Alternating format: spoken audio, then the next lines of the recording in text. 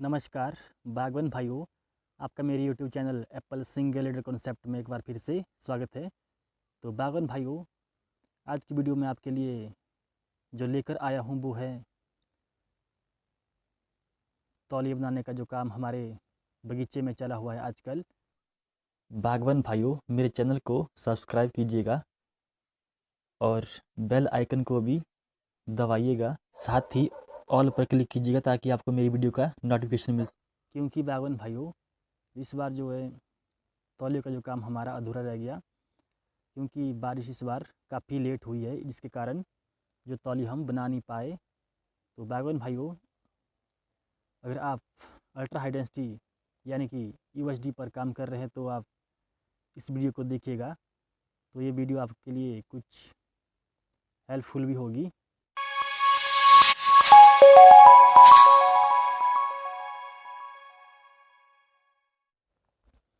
तो बागवान भाइयों, अगर आप अल्ट्रा हाई डेंसिटी पर काम कर रहे हैं या आप किसी अन्य तकनीक पर आप काम कर रहे हैं तो आपके लिए वीडियो बहुत ही हेल्पफुल होगी। क्योंकि बागवान भाइयों, मैं आपको दिखाऊंगा कि मैं तौलिया किस तरह से अपने बगीचे में बनाता हूं, तो आप भी उसी तरह से बनाइएगा। क्योंकि अगर आप उस तरह से तौलिया की शेप नहीं बनाएंगे तो आपका जो उसमें जो भी आपने तौलियों में मटेरियल डाला होगा तो वो सारा का सारा आपका बेस्ट जाएगा। तो इसलिए तो आप उसी तरह से तौलियों का जो है काम कीजिएगा।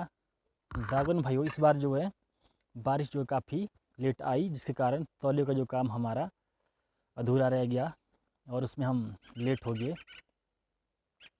तो अब हम धीरे धीरे उस पर भी काम कर रहे हैं और इसके बाद हम गोबर की मल्चिंग भी करेंगे, तो वो भी हम आपको दिखाएंगे।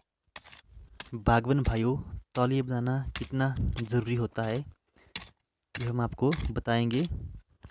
बागवान भाइयों, जब भी आप मिट्टी की खुदाई करते हैं तो मिट्टी के अंदर ऑक्सीजन का फ्लो बढ़ता है और जो मिट्टी के अंदर छोटे छोटे सूक्ष्म जीव होते हैं उन्हें जीवित रहने के लिए ऑक्सीजन की ज़रूरत होती है। जब आप मिट्टी की खुदाई करोगे तो मिट्टी का ऑक्सीजन लेवल बढ़ेगा और उन सूक्ष्म जीव यानी कि माइक्रोब्स को जीवित रहने का एक अच्छा वातावरण मिलेगा।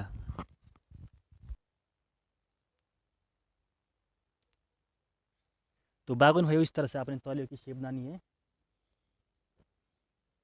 ये देखिए, चारों ओर आपने इस तरह से जो इसको ऊंचा रखना है, जिसकी जो परत है, ताकि यहाँ पर जो भी आप मटेरियल दोगे, चाहे खाद हो या चाहे गोबर हो, तो वो जो है यहाँ से जो नीचे नहीं जाएगा। तो बागवान भाई, आपको इस तरह से चारों ओर से परत बनानी है गोल शेप में, ताकि यहाँ पर आप जो भी गोबर दोगे चाहे खाद दोगे वो नीचे नहीं जाएगा आपका, बल्कि तौलिए के अंदर ही रहेगा। और तो इसलिए बागवान भाई, आपको तौलिए को यहाँ से ऊंचा रखना है इस तरह से।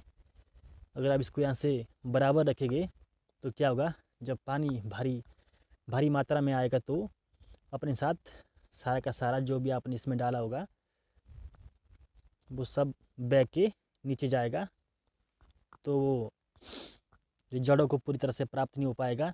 तो इसलिए बागवान भाइयों, अपने ध्यान रखना कि तौलिए इसी तरह से होने चाहिए। तो बागवान भाइयों, मैंने इसी तरह से अपने ऑर्चर्ड में तौलिए जो बनाए हैं, आप भी इसी तरह से बनाइएगा। मैं आपको दिखाता हूँ बागवान भाइयों।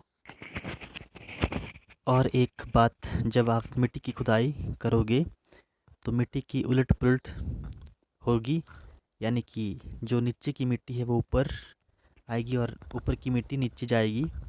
बागवान भाइयों, जो नीचे की मिट्टी होती है उसमें जो माइक्रोब्स की संख्या बहुत ही ज़्यादा होती है, वो जो मिट्टी की ऊपरी परत पर आ जाती है। तो बागवान भाइयों, आजकल जो धूप हमारे बगीचे में लगती है वो सीधे हमारे तौलियों पर पड़ती है, जिससे कि उन जीवाणुओं की मृत्यु हो जाती है और जो इन सूक्ष्म जीवों की डेड बॉडियाँ होती है उनका ह्यूमस बनता है, जो कि हमारे प्लांट के लिए बहुत ही उपयोगी होता है। तो अब आप सोचेंगे कि इस तरह से तो इन माइक्रोब्स की मृत्यु हो जाएगी, तो हमें इन्हें बचाना चाहिए। क्योंकि बागवान भाइयों, इतना होना भी ज़रूरी होता है। कुछ एक जीवाणु का मरना भी ज़रूरी होता है, और जिससे कि कुछ और नए भी बन जाते हैं।